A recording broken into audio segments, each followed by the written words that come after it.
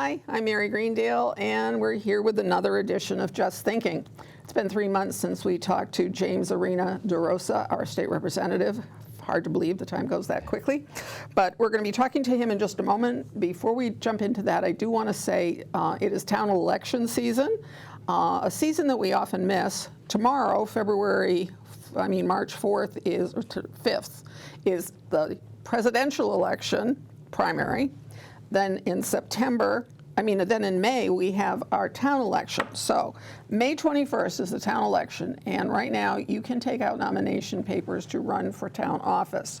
And just quickly, there's an opening on the select board, the board of assessors, 3 vacancies or 3 openings for the school committee, 1 for the board of health, 2 for the library, 3 for the finance committee, 2 for parks, 1 for planning board, and 1 for the housing authority.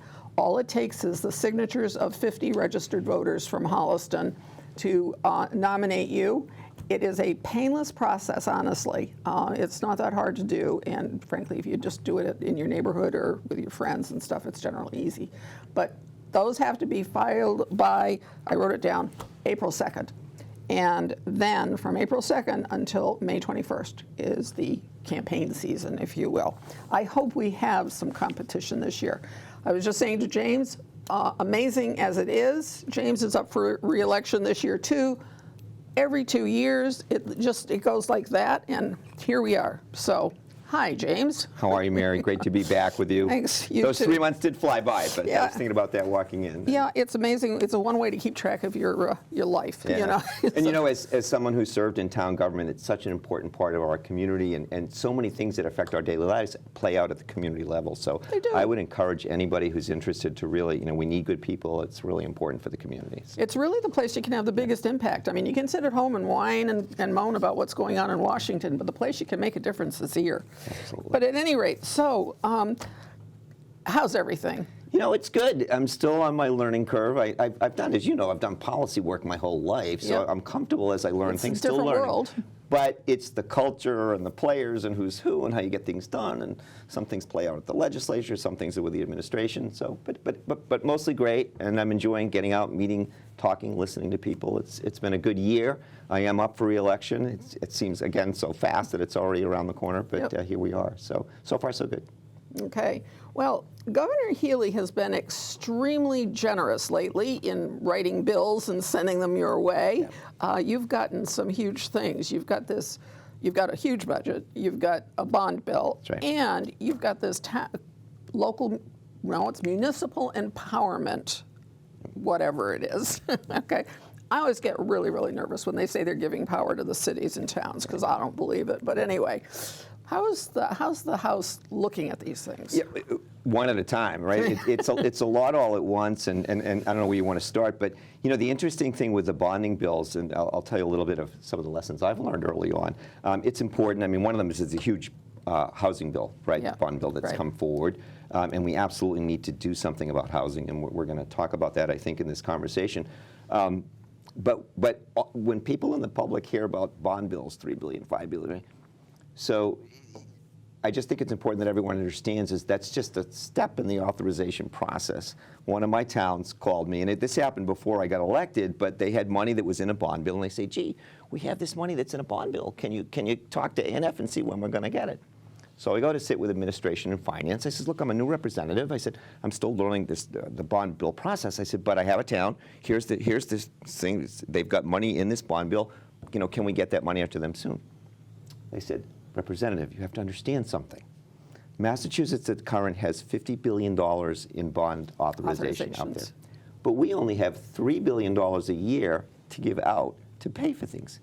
And I was like, well, any third grader can do that math. I said that. So when all these bond bills that are coming up, for example, the $4 billion housing bill, I hope much of that's going to get on the table and get out the door so we can improve in so many different ways the housing needs.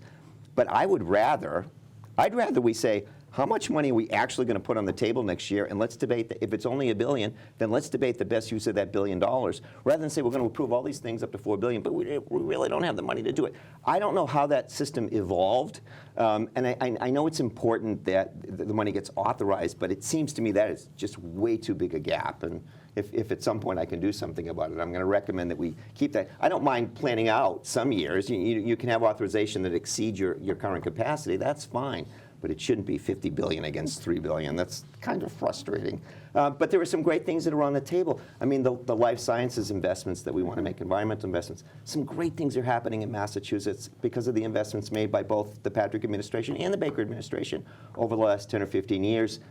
Some of that funding is up again, and I really hope we support that. I certainly will, especially in this part of Massachusetts. I mean, Metro West is we have great minds out this way. It's an industry that I think a lot of our residents work in and would work in.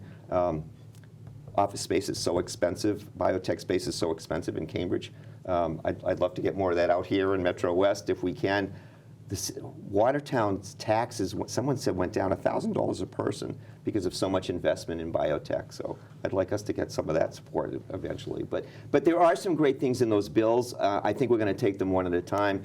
You know, on the local empowerment, yeah, it's interesting. The governor, of course, had to do some 9C cuts, which is some of the local things that were cut. And 9C cuts means that from the budget you are currently working out of, the current money, they're cutting. So right. it's not fun. And as your legislator, I have no power. We have no power in this. It's strictly administrative. The governor can do it. It was only $18 million that came out of municipal. I wish they had left it alone one more year and just said, look, it's going to get tougher next year. But that wasn't the decision that they made. But they also then went out and said that, but we haven't cut local. We're not making cuts to local assistants. I'm like, well, don't say, that's what I said. I said, go tell my town managers and town administrators that now need to work with their finance committee and select boards trying to figure out scrambling 50, 75,000. That's a lot of money for small towns. So well, when we budget on the dime. Yeah, no, exactly. So that was kind of frustrating. But I do think there are some positive things happening, and you know, we want to stay competitive with the rest of the country. We have some great things here in Massachusetts. The affordability piece is kind of scary, I think, for all of us in these pieces. But so far, so good. Yeah. Let's go back to the housing thing. Sure. Okay. I had the opportunity today to be interviewed by the person who is doing, or part of the group that's doing the housing planning for our housing. You know, every 5 years we're supposed to do a housing report so that we have a plan for the next 5 years of how we're going to deal with housing. And clearly within that would be the issue about the MBTA housing. Sure.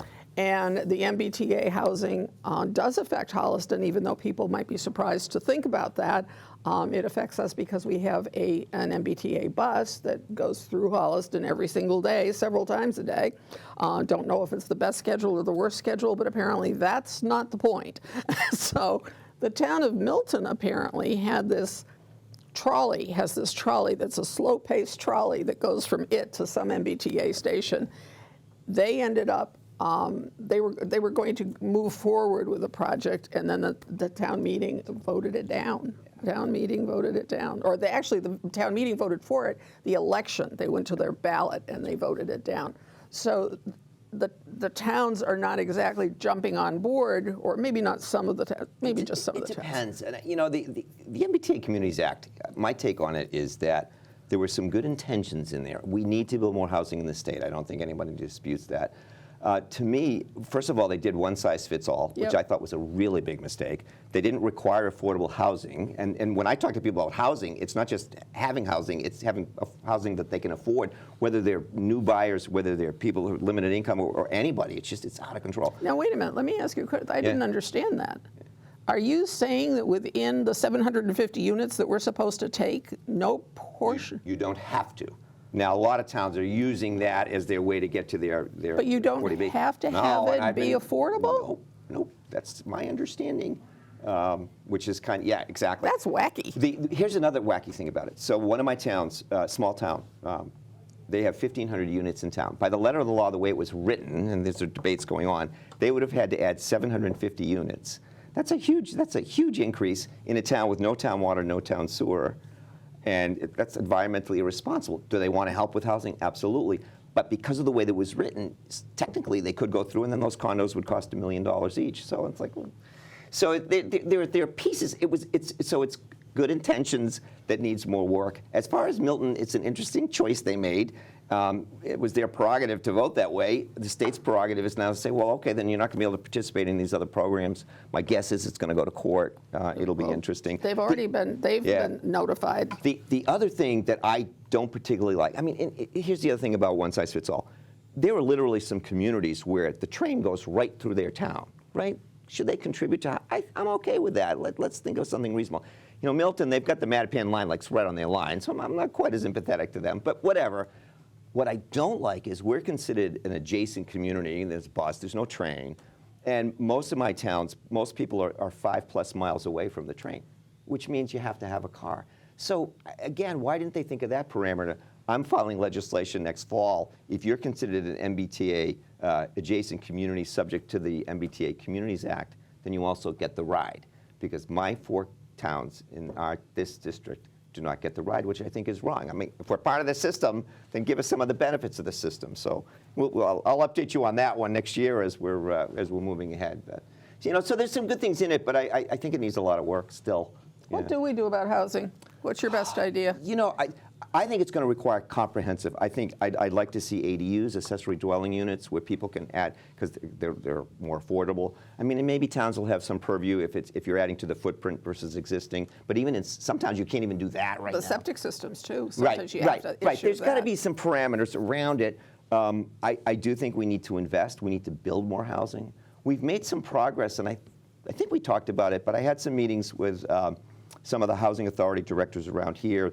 The way the public housing was set up, it was kind of a nightmare, and towns were getting hundreds of applications and then only a few back, because then people would, oh, wait a minute, there's no train, no grocery stores, 2 hours from my relative, I'm not doing this. And so they had recommendations to limit the choices. People could still choose, but to have a better system so that local authorities could put people into that housing if they qualified economically. Right. So that's getting better, and I think we're filling some of those spots, which is good. But then, of course, a lot of them have gone into disrepair because we've underfunded the repairs. Oh, God, true. And so, you know, it's a multi-layered problem. I don't think it's going to have one solution. I think we're really going to have to take a comprehensive look at it. What's interesting about the governor's bond bill, we talk about bond bills, you know, there'll be the debate about how much money, but there's also a lot of policy initiatives in there. So at least we'll get that as part of it. But we've kind of, I don't want to say neglected it, but it hasn't gotten a lot of. Okay, good. Yeah, we have. Come on. We could have been doing more over the years. All these years, nothing about even $1 million a year to here, there, whatever, to do housing. No, there's been none. The state went silent. If I thought about it long enough, I could tell you when, because it happened in we were trying to do the Andrews School, and the state money dried up, and then it was only available for first-time home buyers, and it just, without their money, it doesn't. And what people don't realize, and I hope Milton's thinking about this is affecting everybody. Yeah. People think of it immediately as, you're going to put in this housing, we're going to have apartments, we're going to change our community. Well, it's also affecting young people that want to buy houses. Seniors that maybe want to downsize a little bit but want to stay local. A lot of them can't make the numbers work anymore because even starter homes have gotten so expensive. Yeah. They can't do that swap without it working for them, and so it's affecting so many segments of society. We're all going to have to kind of step back and say, how do we do this collectively? So no, it's a big challenge.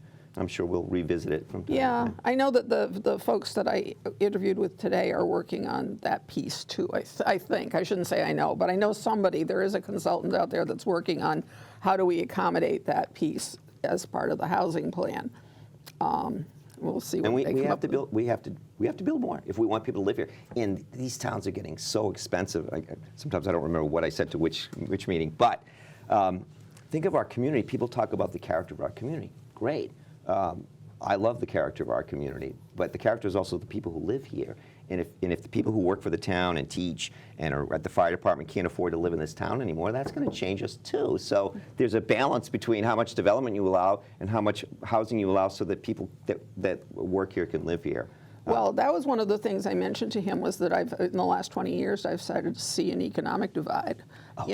So that's a huge difference, is when you've got people who've moved in and could comfortably buy $1 million house, even if my house is worth $1 million, and I don't own one, so this isn't true. But even if my house were, it would be in the equity of the house, not in the cash in my pocket. That's right. And so when a tax bill comes out on my $1 million house, I'm choking. Yeah. No, it's getting harder and harder. I mean, we doubled the senior circuit tax break, which will help some seniors, but it's a challenge. Yeah. No, and I see it in the assessor's office with people coming in doing what do I do with this, So you pick something off your list. I've sort of. Well, I know you wanted to ask about constituent services. And, yes, definitely. Right, and the kinds of things that we've been, and I can tell you a little bit how we're set up. We have had office hours several times. We'll do them again. But I'm trying to figure out, I don't want it to be the same day all the time, in daytime. So we did some daytime ones at senior centers a couple times.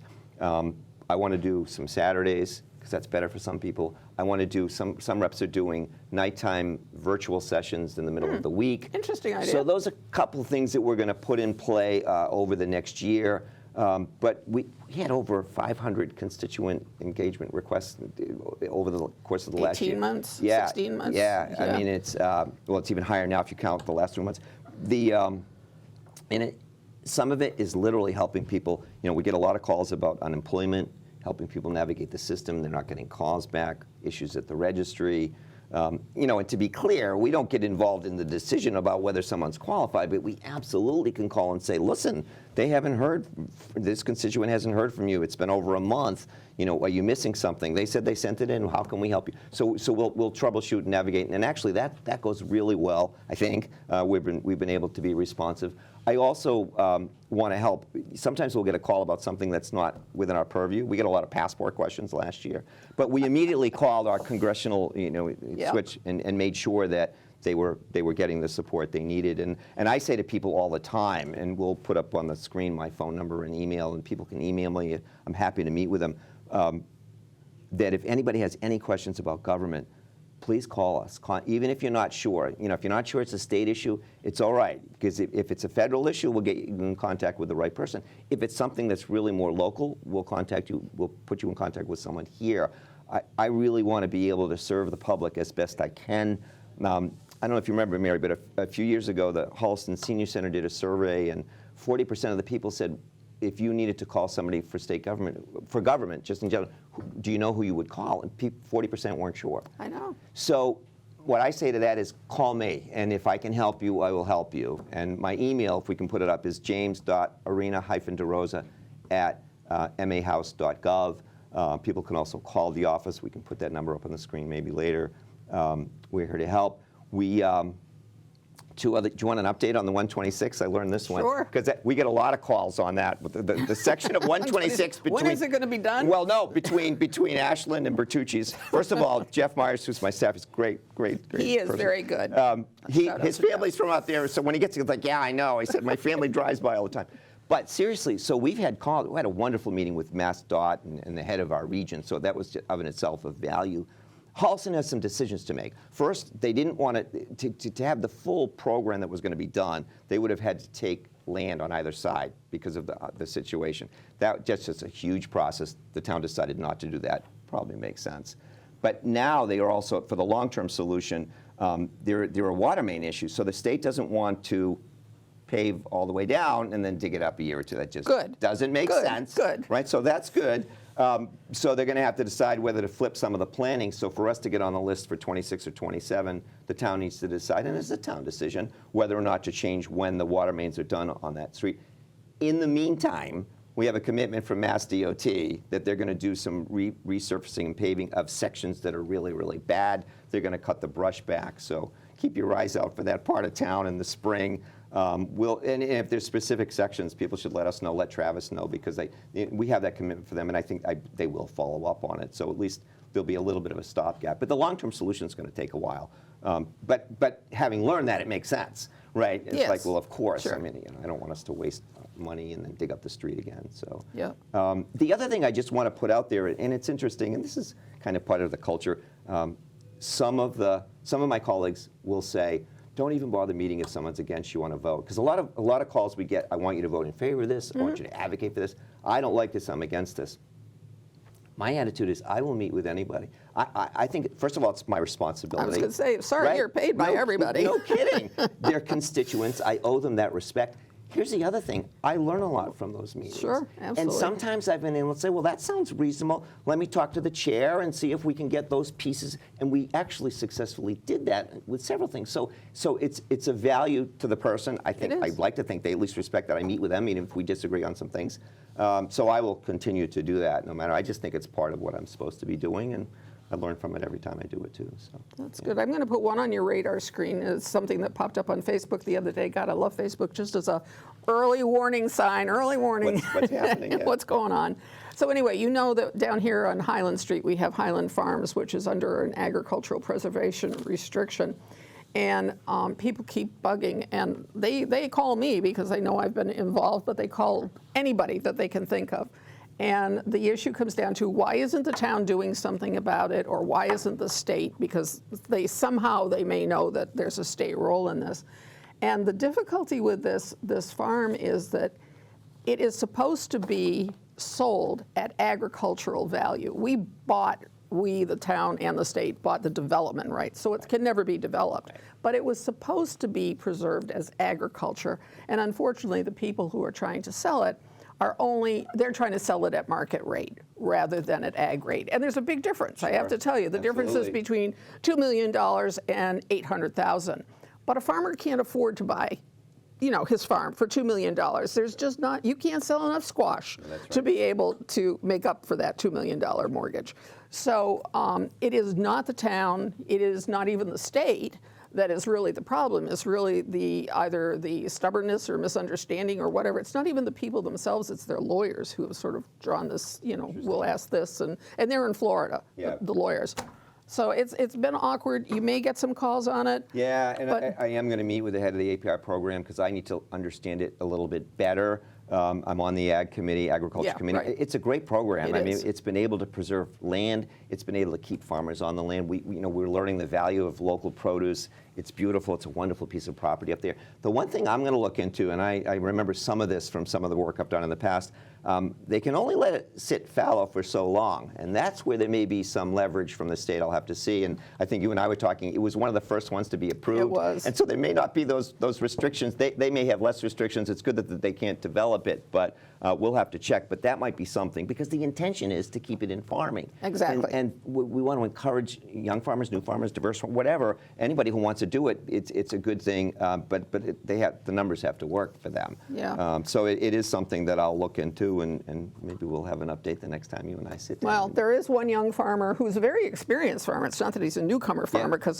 he's third generation. So he's part of a family that has been trying to buy it, but he clearly can't get to that kind of price. Especially because I suspect that the people that own it are thinking that, well, we put in all those pear and apple trees. Mm-hmm. Problem is that when they haven't been taken care of for years, the apple trees are useless. He had UMass come down, the orchard fellow from UMass, and they said, no, the apple trees all have to come out. There's 5 acres of pears that might be saved. Interesting. But all those apple trees have to come out. Well, not only is that a down, you don't have the apple trees, but you got to get them out of there. That is just, and then the manpower to do that. Yeah. They have no value, and they are a detriment. They are actually a debit rather than an asset. Yeah. So anyway, it's very unfortunate, but. Well, no, it's something I'm going to look into more. I want to understand better and see what tools may be available to the community, to the state, and we can talk about it maybe next time I'm here. Okay. So just to wrap up, so is there any particular, right now, what's the process for the rest of the year? I mean, this is a pretty slow year. I hate to put it that way. That's my kind way of saying we're in budget season. I'm going to have meetings with each town. I'm meeting with, I think Karen Senator Spilk and I are trying to find a time that we can meet with the town together. But we're going to be listening to town requests. We're still going to put in some earmarks. I mean, we know it's a tighter budget season. So my guess is we'll do things, if we can get some money, it will be for one-time purchases as opposed to sustaining programs. I think that's going to get us into trouble. So I think we'd be smart to do one-time purchases with our earmarks. But hopefully we'll pass the budget on time. Now, remember last year, even though the budget was late, it was the governor's first year, right? It was True. So you get an extra month. So I'm hoping this year we do pass it on time and we don't have that excuse. So hopefully it'll go well. But I think that'll be a lot of time. We'll spend a lot of time on that in the next month or so. And then we've got the rest of the year to finish legislation. You know, it's so interesting. There are thousands of bills.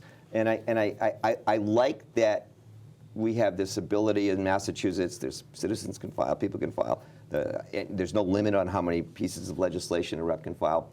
But I wonder if we should look at that, because it means that every bill needs to go before a hearing, needs to get looked at, and I'm not sure that's the most efficient. It's not efficient. I don't know at what the all. answer is, but I'm going to look a little at that as I gain experience in the House. But I have several ideas on things that I want to file. Some of them coming from constituents, some great ideas.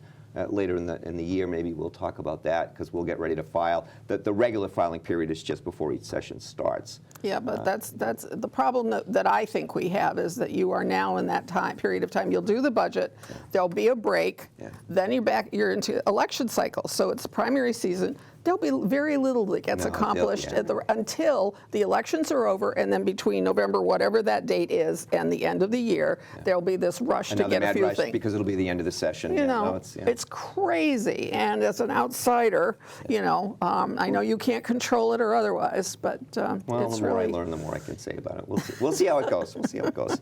But it'll be interesting. It'll be the end of my first full session. So yeah. Well, it's a big relief when they switched from each year being a session. Yeah. And they moved it to 2. So we were doing the filing of the bills every single January, and so 10,000 here, another 10. And then starting over. And then start all over. And hearings and everything all over again. So it was an improvement when they moved from 1 year to 2. But anyway, all right. Good to see you. No, great to Wish spend you time well. with you. And Thank you so much. Thanks for joining us, and do check on that APR. I will do that. Thank you, Mary. Really appreciate it. Yeah, you too, James. All right, folks, that's it. Don't forget, you can take out papers to run for local office, and then you too can become a part of this wonderful engagement around civic involvement. It really is fun. You gotta trust me. It's really fun. Okay, thanks. Take care. We'll see you soon.